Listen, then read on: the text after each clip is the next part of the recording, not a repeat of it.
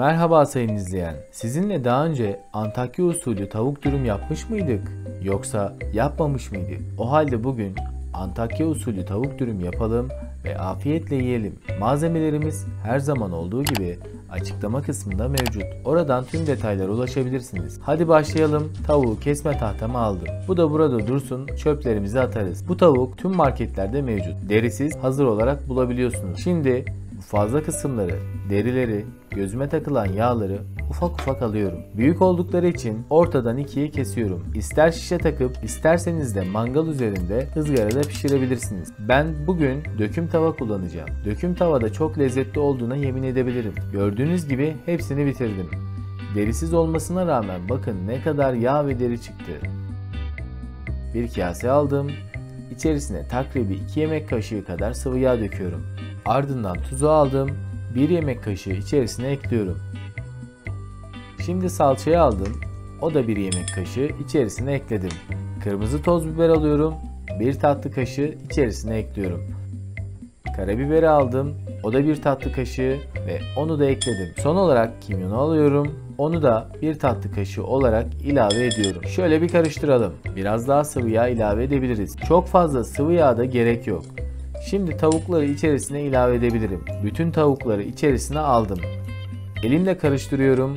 Tüm tavukların bu karışımdan nasiplendiğinden emin olana kadar karıştırmaya devam ediyorum. Gördüğünüz gibi bütün tavukların rengi değişmeye başladı ve hepsi bu karışımdan nasibini almış oldular. Hazır elimizi bu işe bulaştırmışken ekmeklerimizi de hazırlayalım. Daha önceden böyle ekmekler hazırladım. Evde tavuk döner nasıl yapılır tarifimi daha önce izleyenler bu ekmekleri nasıl yaptığımı biliyorlar. Onu da şimdi şu sağ üst köşeden izleyebilirsiniz. Poşete koymuştum çünkü kurumalarını istemiyorum. Şimdi ekmeklerimizin üzerine toz kırmızı biber ve sıvı yağ döküyorum. Bunu isterseniz bu şekilde ekmekleri birbirine sürterek, isterseniz de elinizi kullanarak sürebilirsiniz.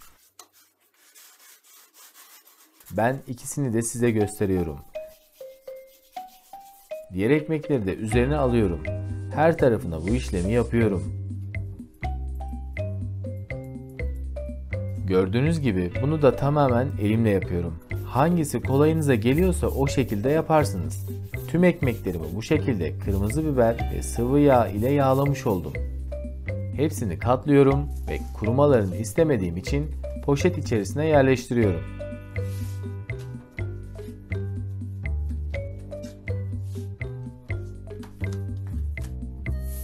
Şimdi ocağa geçelim. Ocağın altını yakıyorum. Köz matiği ocağa alıyorum.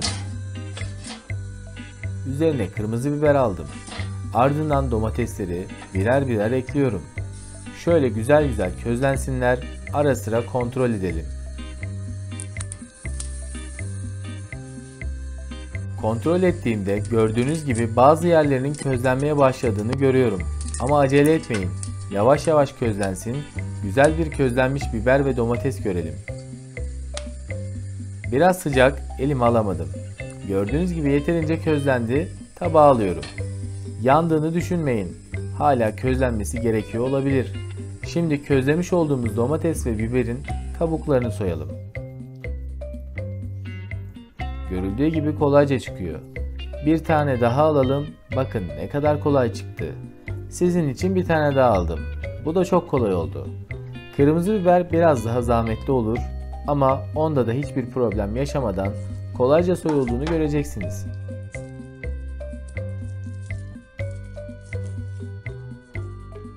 Kırmızı biberi de soydum, temizledim, buraya aldım.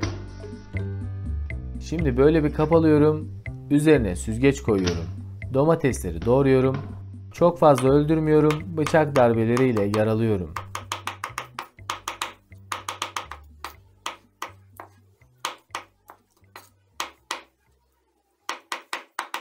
Şimdi bu domatesleri süzgecin içerisine alıyorum. Suları süzülsün. Bize suları lazım değil. Bunları bir kenara alalım. Tekrar ocağa geçelim. Ocağın altını yaktım. Döküm tavamı ocağın üstüne alıyorum. Isınması için 10 dakika süre tanıyorum. Isındığını nasıl anlayacağız? 1, 2, 3 ve 4. 4. saniyede elimiz yanıyorsa ısınmıştır. Artık tavukları tavaya alabilirim. 1, 2 derken hepsini tavaya aldım. Bu da sonuncusu, biraz böyle pişsinler. Piştiğini zaten birazdan hep birlikte göreceğiz. Gördüğünüz gibi altta renkler değişmeye başladı. Kontrol ettiğimde piştiğini görüyorum ve diğer taraflarının da pişmesi için çeviriyorum. Görüyor musunuz ızgara izi nasıl çıkmış, ne kadar güzel görünüyor. Şu görüntü beni çok mutlu ediyor. Hepsini çevirdim. Bunlar böyle pişerken şimdi ekmeklerimizi pişirelim. Ocağın altını yakıyorum. Közmatiği ocağın üstüne alıyorum. Üzerine ekmeği bırakıyorum. Kontrol ederek, ara ara çevirerek pişmesini sağlıyorum. Yanmaması gerekiyor. Bir tarafını çok uzun süre ateşe maruz bırakmayın. Yerimde duramıyorum, sürekli oynuyorum. Çünkü yanmasını istemiyorum. Pişerken böyle kabarmalar olması normal. Bakın, üzeri ne kadar güzel kızardı ama yanmadı. Buna çok dikkat etmemiz gerekiyor. Ne güzel oldu değil mi? Şu görüntü beni gerçekten mutlu ediyor. Eminim ki aramızda bunları yaparken ve izlerken mutlu olan insanlar vardır. Varsa onlarla yorumlarda buluşalım. Ekmek piştiğine göre artık ocaktan alabilirim. Tavuklar da artık pişme aşamasında son bölüme gelmişler. Yine de şöyle hızlı bir kontrol ediyorum. Şöyle hepsini ayağa kaldırıyorum. Pişirme yapmayacağım. Sadece tabağımı alana kadar yanmasını istemiyorum. Hazırlık yaparken böyle dursunlar. Şu görüntü de gerçekten çok hoşuma gidiyor. Çok güzel oldu değil mi arkadaşlar? Şimdi onları tabağa alıyorum. Pişirme aşamasını burada sonlandırıyorum.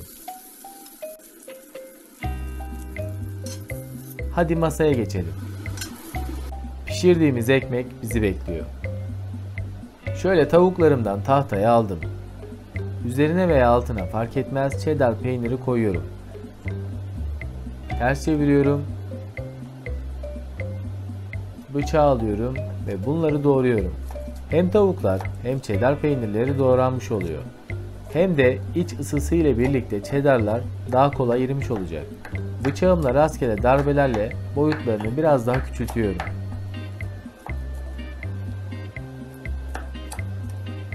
Şimdi dürüm yapmaya başlayabiliriz. Cheddarlı tavukları 2 sıra diziyorum. Üzerine közlenip doğranmış ve sonrasında suları süzülmüş domatesleri ekliyorum. Ardından közlenmiş kırmızı biberlerden birer parça ekliyorum.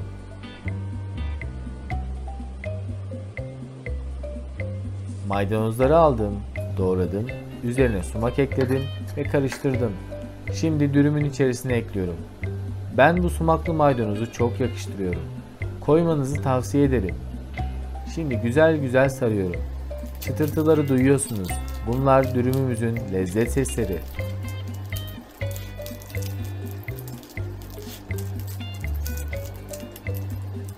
Böyle servis tabağına aldım.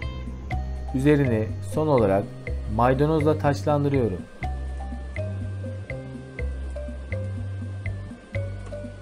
Şu görüntüye bakar mısınız arkadaşlar? Var mı ötesi? Henüz her şey bitmedi. Şimdi porsiyon tabaklama yapacağız. Size sürprizlerim var. Pişmemiş bir ekmek aldım. Üzerine tabağımı koyuyorum. Tabağımın ölçüsünde ekmeğin kenarlarını kesiyorum.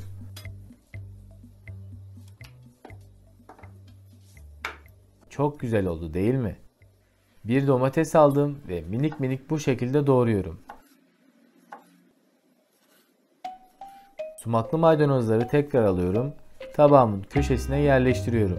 Yeterli olmadığını düşündüm. Biraz daha maydanoz aldım.